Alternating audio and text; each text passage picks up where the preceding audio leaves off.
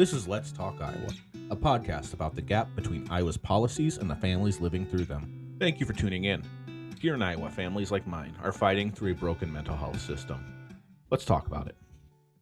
What if Iowa schools became the front line in fixing our broken mental health system?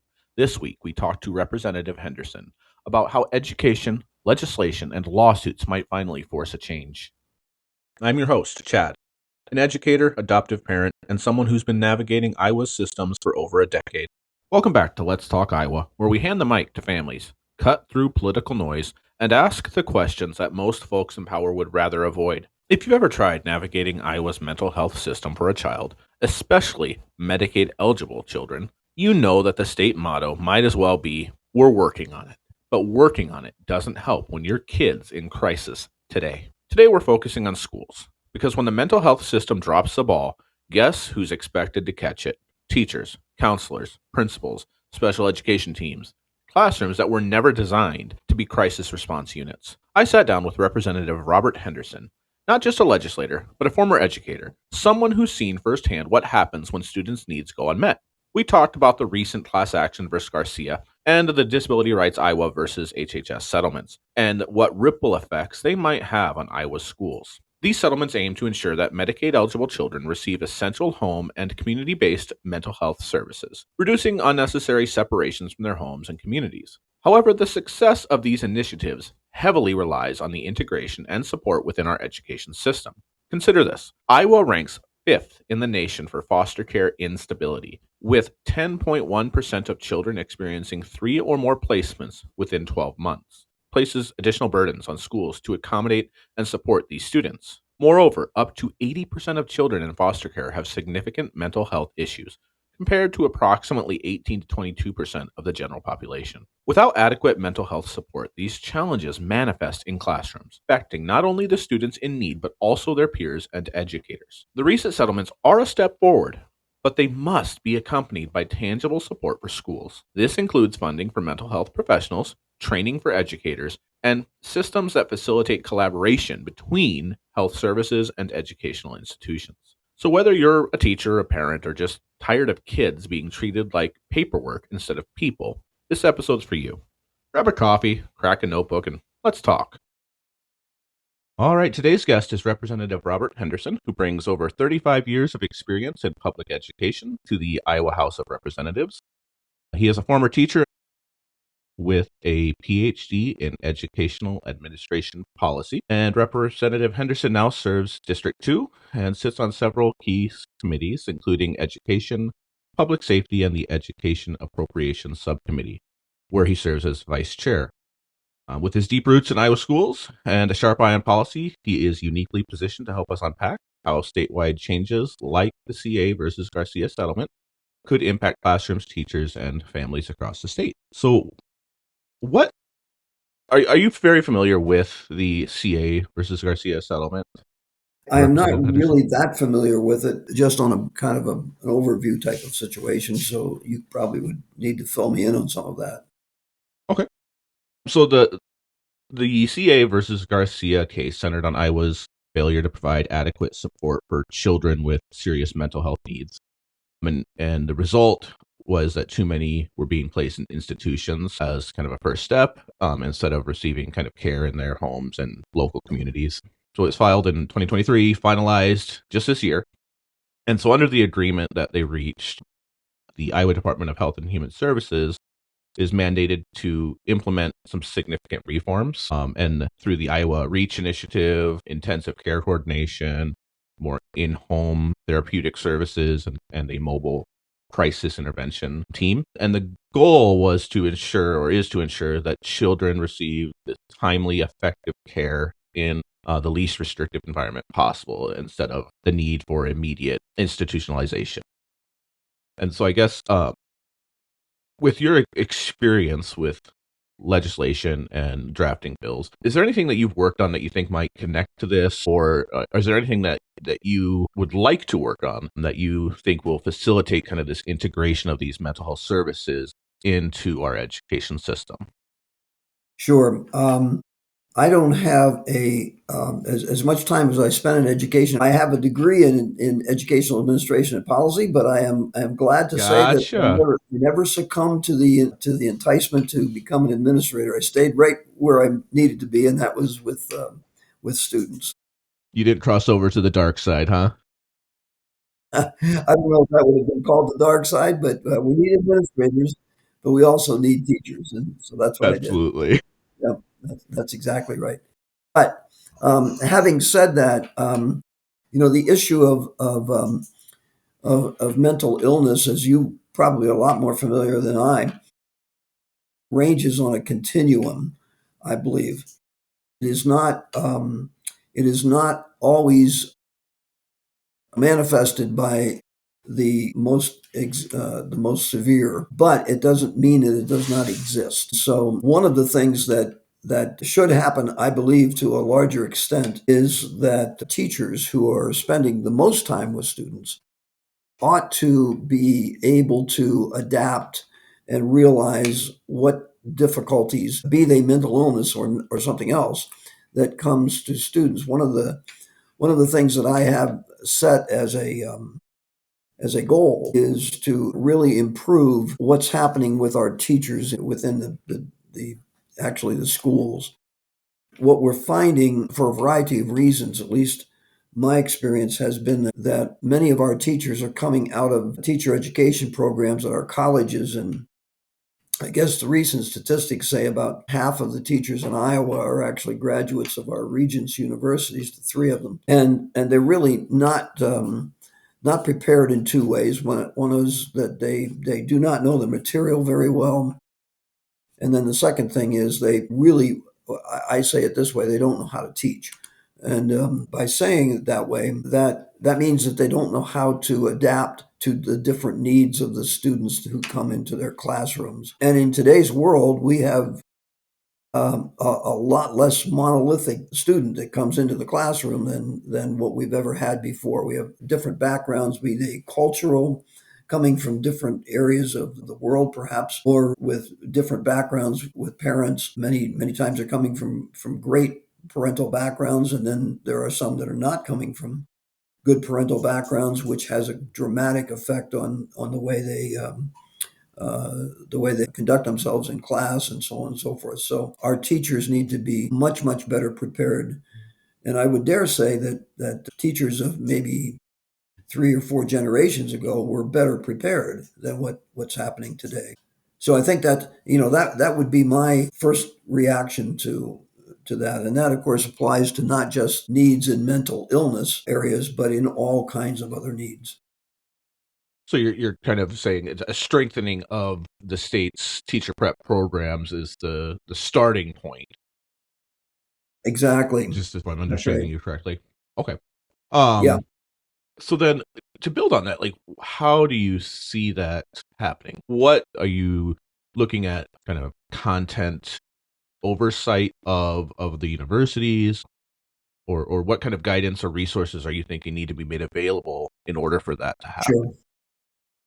Right. Well, first of all, in preparation, as I actually said to our three regents presidents when I had them in a meeting with the Educational Appropriations Subcommittee, our regents universities take great pride in the quality of the graduates that they have coming out of our schools of medicine, schools of engineering, schools of veterinary science, and other places like that. But they also said in kind of an off-sided comment, they said about 50% of the teachers in the schools in Iowa come from one of our universities, which hit the right key on the piano for me because I have the background in teaching. And what I've seen and what I witnessed over at least the last 10 to 15 years of my teaching career were young teachers coming out who were not there for many times the reasons that I started into teaching, which had nothing to do with salary and had everything to do with impact, cultural and academic certainly, and others. They were not prepared to do that. And what I said to those presidents was, we are spending an inordinate amount of time and energy and money, especially money, teaching students to get credentialed. and that's it. Not prepared. If we did that, and that's all that we did in those other areas, medicine and dentistry and engineering and veterinary medicine, all of those great programs that we have at our engineering or at our Regents universities, you would go out of business because you would be putting people out there that are not qualified. They're not top standard. And I actually said, when I learn that our schools of education are refusing to credential some students after a 4 year or 5 years of being there simply because they are not ready to be in the classroom, as we do in the medical schools, as we do in veterinary science and other places, then I will know that our schools are doing the job. Now, having said that, right now we're in a rapidly changing environmental situation, I believe, in our country and especially in our state. And so, yes, we do need certainly a measure, a degree of professional development so teachers become aware of what the new needs might be as they come forth. But we're spending a lot of money in the state. I'm talking about taxpayer money, preparing people only to get credentialed and not really prepared. And then we spend more money trying to make up for that with the things that are called professional development programs and all of that sort of thing. And neither of them are doing the job.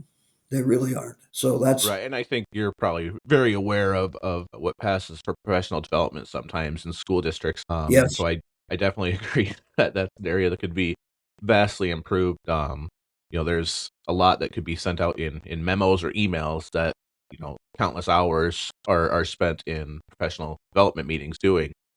exactly. In fact, I think that we just one of the things that happens, the more time that teachers spend with students, it is better for students. It's better for their academic development, which is obviously important. It's not always the most important thing, but it's better for them. But it's also better in the areas in which you and I have just been talking, and that is being able to attend to difficulties which are, how would I say this, impactful in the classroom, but not the direct, impact, not what is done directly in the classroom, Yeah, what's not especially what's in the targeted on academics. report cards, right? It's more Right. those social Exactly. behavioral skills. I like to That's talk right. about it as with my kids struggle. You should That's struggle. right. Struggle's good. Embrace it. Learn from it. Don't be scared of it. And That's so yeah, I think exactly right. you have And a very good point on that. what has happened in our schools, if you might know this, you probably do. Right now, across the state and in almost every school district, we take one day of the week and cut it in half and send our students home for the purpose of this weekly professional development circumstance and situation. Now, let's assume that there is a richness of what is being presented every week in those professional developments. I don't think that's happening, but nevertheless, let's assume that it is. If that's the case, can you imagine a teacher that has to decide whether they're going to change, things that they're doing every week in class? What would that do to their students? It would be horrendous, and it would be an awful burden on the teachers. And yet, that's what we are implying when we do that. First of all, secondly, we're taking a huge amount of time. I mean, consider that we're taking 2 hours a week away from teacher-student interaction for all of this time that students are in school, and we've actually cut back on the hours in which school is done these days, and the harm that that's doing in those areas is really what it is. Let alone academic areas. I just think academic areas are suffering as a result too. So kind of given this challenge of limited time with student interaction and teacher student interaction, how would you foresee us moving forward kind of with this settlement, the obligations the settlement brings, which from Right. what my understanding of your saying is, increased time with students would be one way to kind of start addressing these needs. So say, they identify a student who has needs. What should they do then? They're the front lines, right? They see a lot of these needs before any other professionals do, other than their parents, right? That's right. Moving forward, how do you think teachers can play a role in helping these students get the help they need in a Yeah. system? I think that's an excellent question, but it also has a very complicated answer, I think, Hmm. because teachers, yes, they're in some ways on the front line, so they may be able to recognize difficulties up front, but they're not trained, nor should they be highly trained in the areas of mental illness to be able to identify the specific needs that have to happen or that have to be taken care of. And so that puts them in a kind of a tricky position. They're not therapists. They're not designed to do that. And yet, much of what they do should come under the title of some type of therapy as we go forward. So they're in a leadership position. They are in the front lines for identification, having less and less time to spend with students to be able to do that. And then the other thing is that they are kind of in the mix in the sense that I would believe that the mental health professional should be able to give them advice on how it is that they should handle and to do what it is that they have to do. I think there's probably, and it's easy to get frustrated, I think, as a teacher in these days with students who, I'll say it this way, I don't mean this in a negative way or any kind of disrespectful way, but students who refuse to learn. And there are students who just refuse to learn. But the teacher cannot refuse to teach. And I believe that in many cases, we have teachers who do that. And that's a natural thing to occur. And you have to work against that as a teacher. I had of a former student who I got reacquainted with after some years after which he graduated, and I had forgotten that he was a former student, and he reminded me of that.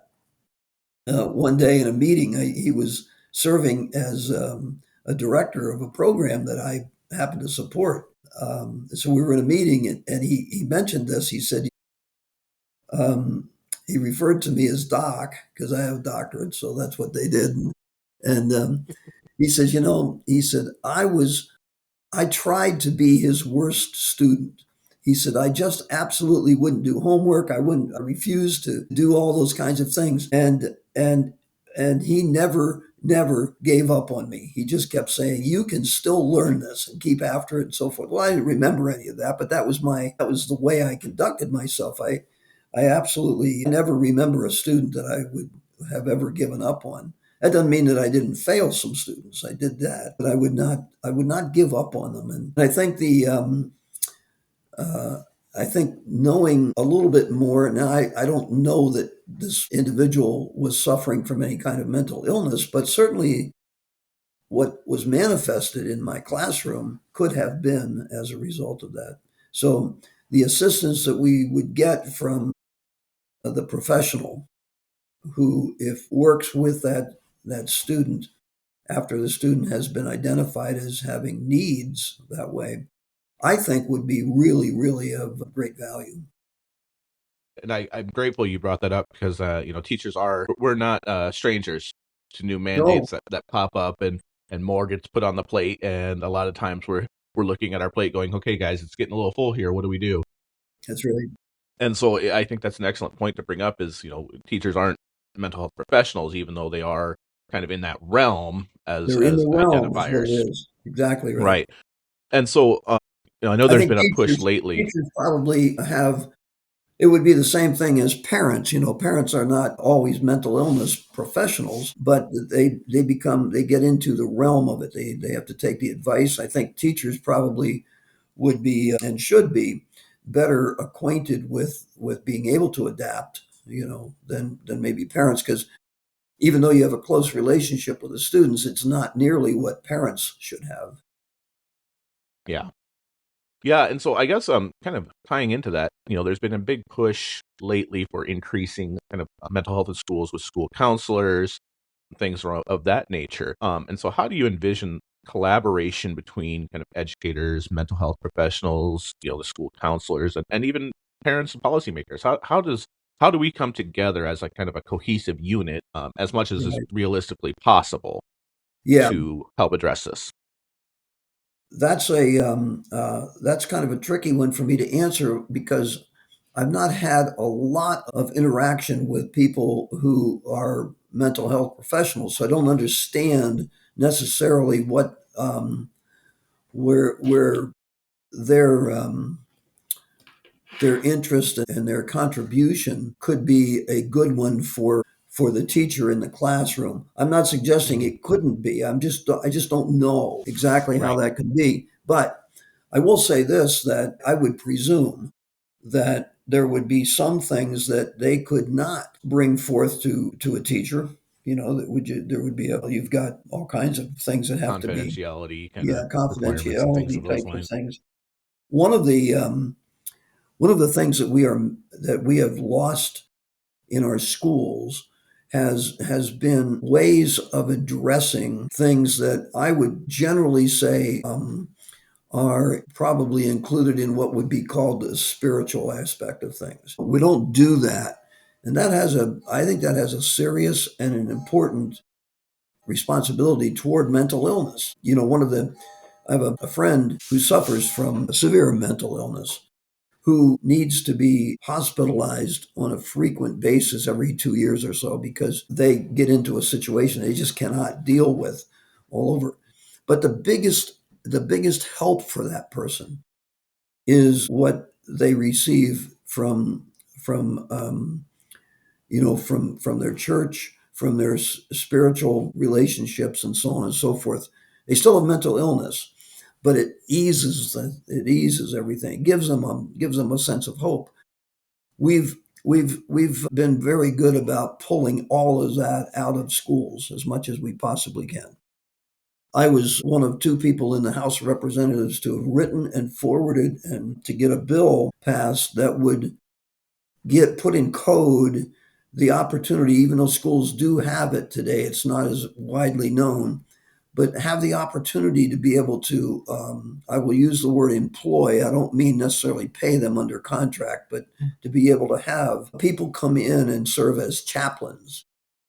Chaplains serve in a different way than mental health professionals and teachers or administrators and so on and so forth in the schools. About the only time you hear of chaplains coming into schools today is after a massive tragedy has occurred in a school, something like a tornado or a flood or maybe a shooting or something to that effect. Administrators are quick to ask for help from people who can serve as chaplains, and they actually solicit as many as they can possibly get there. My question has to do with this. If they have no problem asking for it when a tragedy has occurred, why don't we put them in there to try to prevent as many tragedies from occurring? That's number one. Secondly, having spent as much time in schools as I have, I can probably guarantee that there's at least one person in that school, a student, faculty member, administrator, perhaps even certainly other kinds of staff people, who from day to day is experiencing a tragedy in their life that's not any different than going through a tornado or a flood or something. Having somebody on board to be able to go to and attend to that is, I think, very important. And it's a sense of trust. It's a sense that they can go forward on. Sometimes teachers, because they spend more time with students, end up being in that kind of a position. And it's at the very least, probably an uncomfortable or conflicting position to be in because of the confidentiality laws and all of those kinds of things. Whereas, somebody who is actually there for that purpose would be able to do that. So I think that, I'm not sure that this recent ruling could open the doors to that better, but I would hope so. We were able to get that through everything except the floor of the Senate. Everything got passed and then it was not brought forth to the floor of the Senate. So we're going to work on it again and maybe we can get that passed. Yeah, and I think that highlights there's been a lot of societal changes over the last even, couple decades that I've been in education.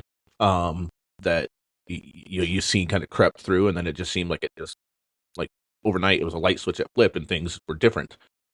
And Yes. so I think anything that can kind of bring a sense of hope that society is missing currently in a lot of ways Yeah. to the most vulnerable of our population, our kids, Right. can't be a bad thing. There might be some difficulties in navigating the religious freedom aspect of things. But I do think it's definitely a conversation that people on both sides of the aisle should be amenable to.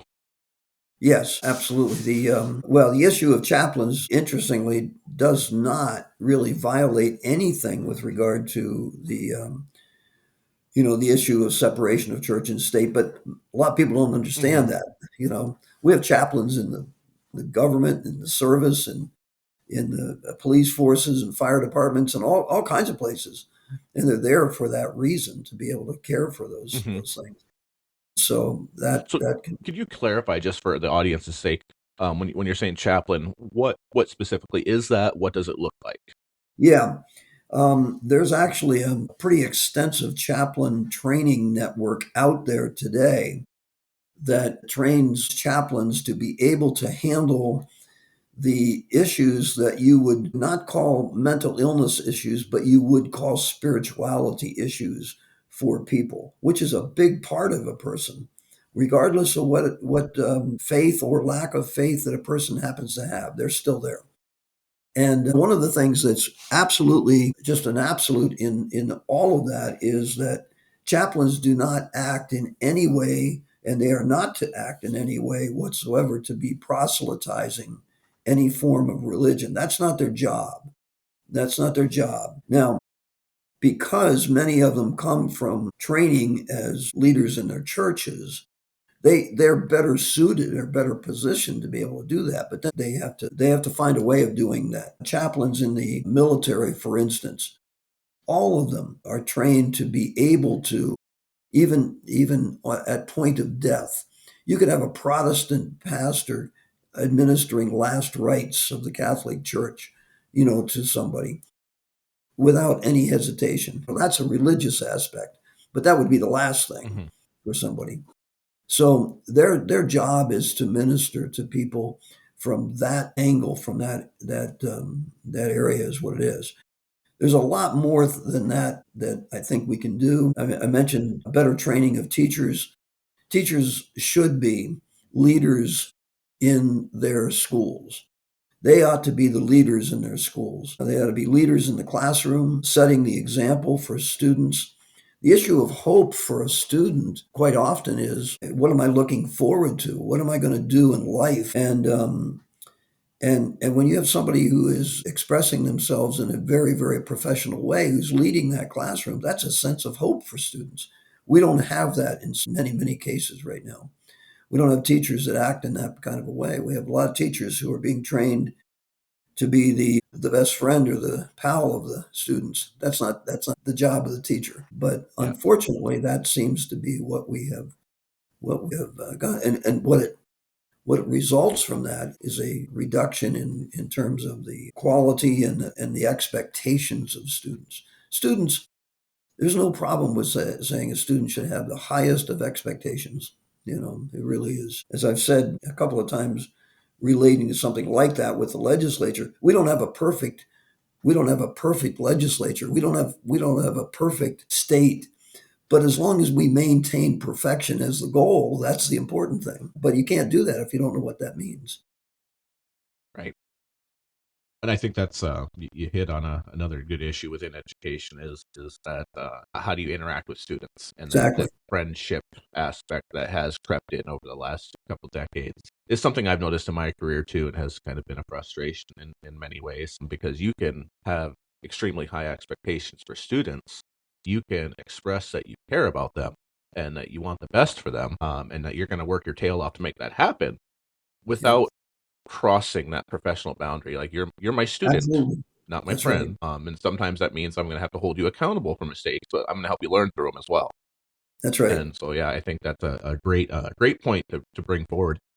There's almost to some extent, the procedure with which we follow today says, I'm going to prepare you to be something that's better than what I'm doing.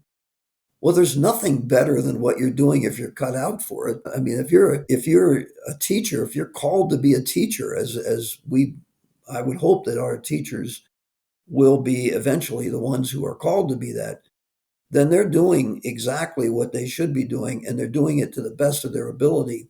And when you see somebody doing that, then you can very easily say, hey, that's what I want to do. I spend a lot of my time in coaching, and we have thousands and thousands of athletes that come through, and they're good athletes many times. That doesn't mean they're all going to be good coaches, but they're going to be good something.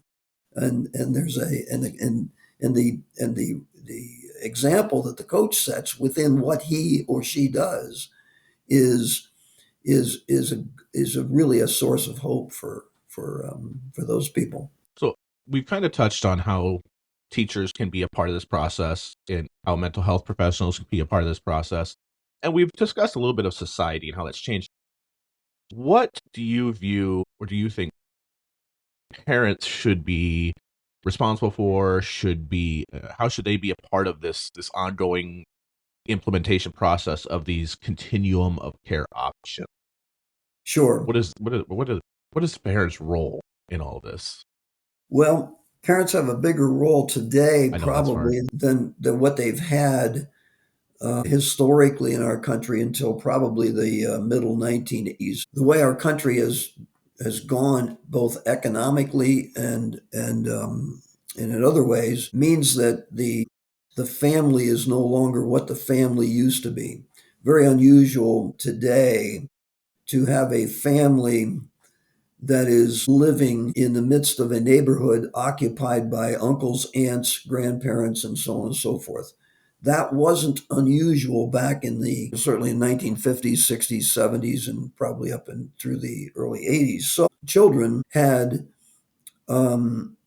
examples that were close to them, and they were trusted to be close to them that were beyond just their parents. I can look back to my own background and say, there are things in the ways I conduct myself because of the way I learned that from my uncle or from my grandfather, because they were right there. They were right there.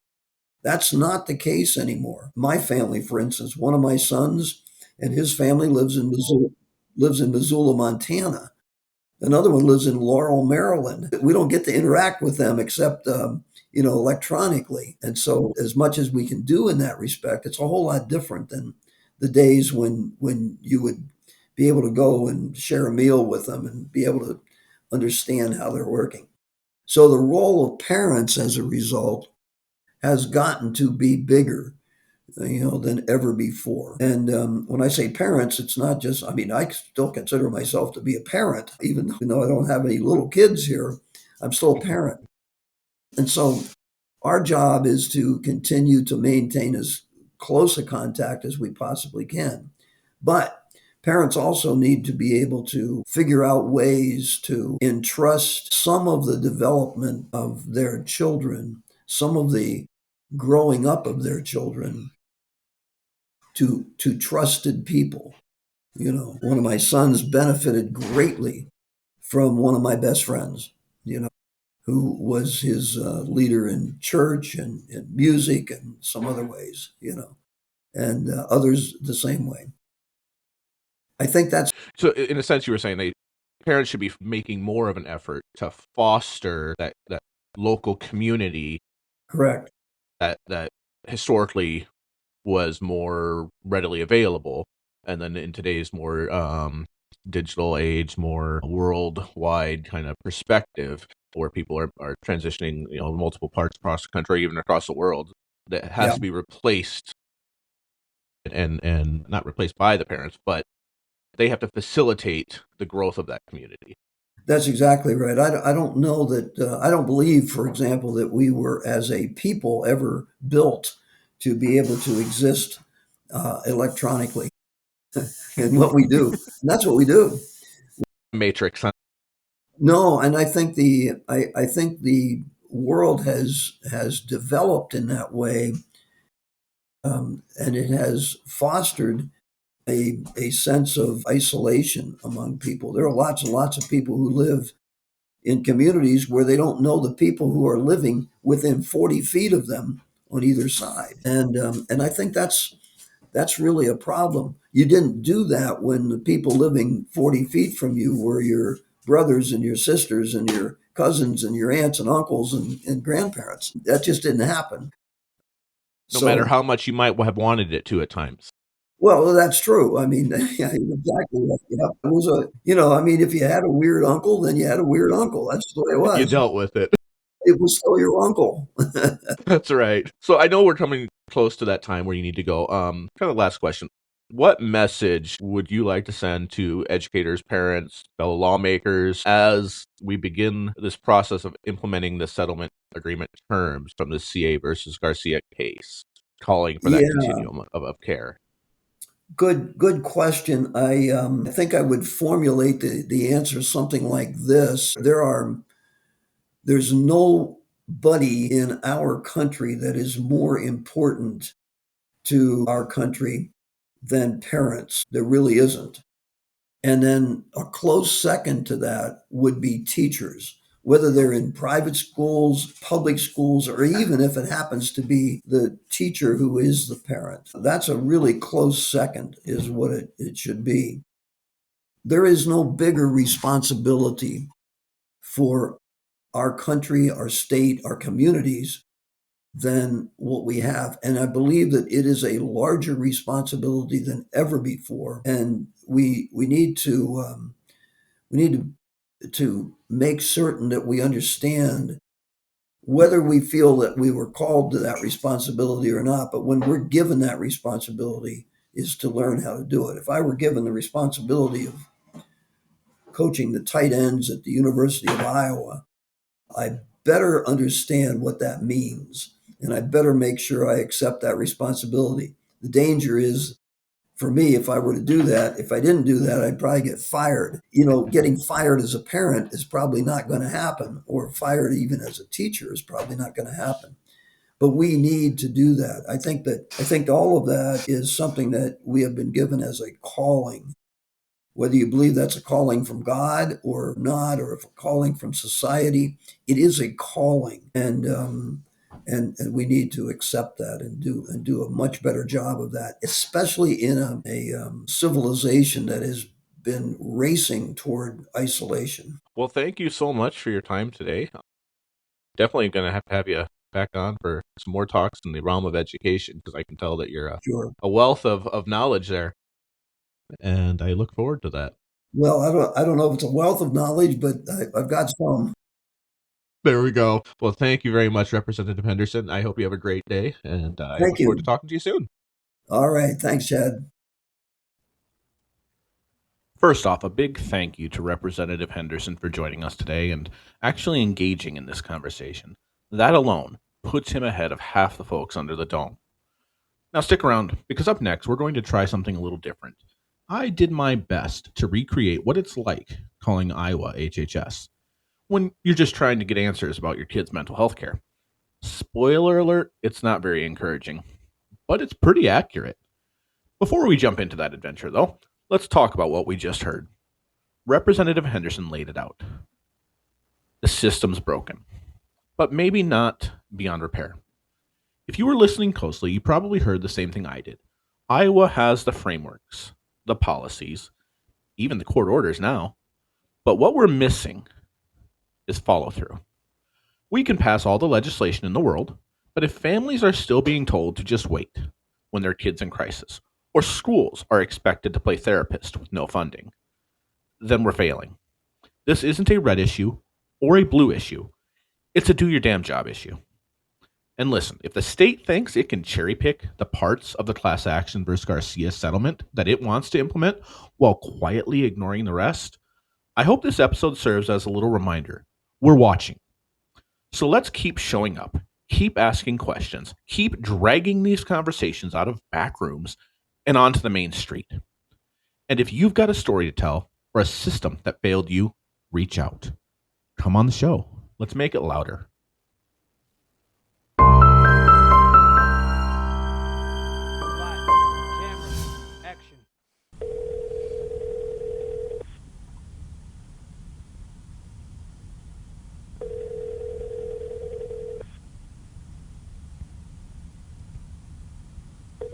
Thank you for calling the Iowa Department of Health and Human Services Mental Health Navigation, Support, Escalation, and Referral Line. English or English? Uh, English, I guess? Wonderful. Please listen carefully as our menu options have recently been redesigned to confuse you. If this is a psychiatric emergency, please hang up and call someone else. If you're calling about a child in crisis, press 1. You have selected Child in Crisis. Please specify A. Crisis but not serious enough. B. Serious but not our department. C. We'll get back to you eventually. Or D. All of the above. I'm just trying to get help for a foster student who. Please hold while I transfer you to the Department of Pre-Eligibility Screening Compliance Clarification Services. This is Larry. Wait, you sound exactly like the last guy. That's because we're all understaffed and overworked. What's your question? The student has a trauma history but no therapist, frequent outbursts, and his placement is breaking down. We need a care coordinator, behavioral support, or something. Okay, according to our new guidance post class action versus Garcia, we can absolutely help, but only after you submit a referral, wait 6 weeks, and prove that the child's needs have not resolved themselves through improved snack routines and positive vibes. You're kidding, right? Does it sound like I'm kidding? Can I at least get a case number? Certainly. It's P as in pending. 0, 0. F as in futility. Dash H, H, S. Truth matters. Families matter. You matter. Let's Talk Iowa. We'll see you next time. It's the beginning of a conversation we've needed for too long. Stop staying silent. Let's talk, Iowa. Let's keep going.